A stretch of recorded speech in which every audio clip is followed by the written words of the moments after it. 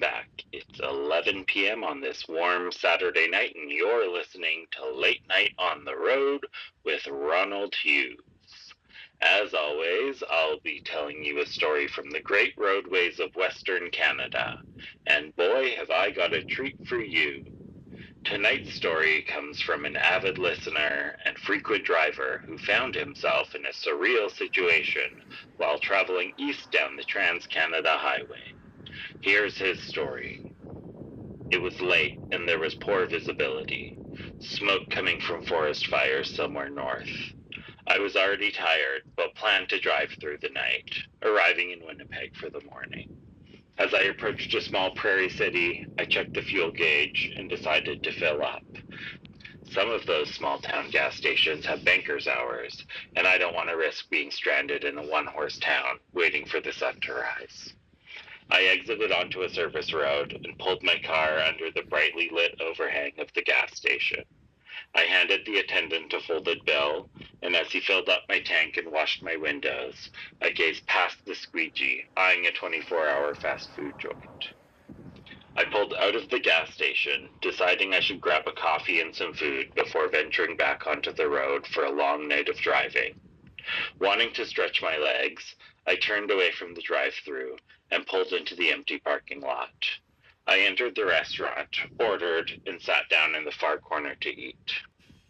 Out of the corner of my eye, I noticed a man sitting at another table. I could have sworn I was the only one here. He was middle-aged, well put together, but his clothing looked dated somehow. As I tried to figure out why I hadn't noticed him earlier, he caught my glance and began to walk over. Mind some company?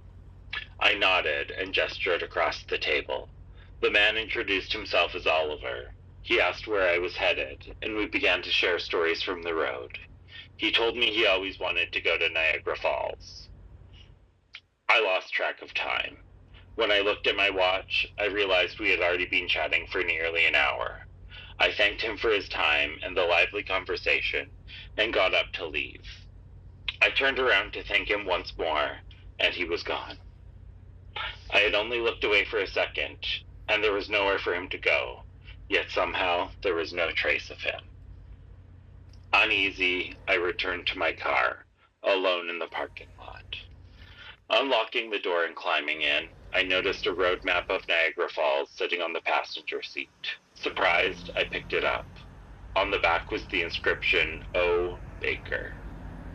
I got back on the road, thinking about the strange encounter. Where did Oliver go? Where did the map come from?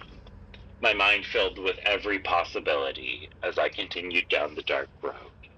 I passed through more small prairie cities and stopped along more service roads, thinking every time about the mysterious man. As I pulled into Winnipeg in the wee hours of the morning, I decided to search Oliver Baker online.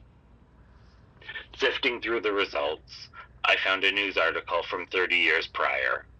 An Oliver Baker had gone missing while driving across Canada. His car was found parked along a service road in a small prairie city. Well, listeners, I'm not sure what to make of that one. What do you think? As always, send your thoughts, stories, and fan mail to Donald Hughes, Box 437, and have a good night on the road.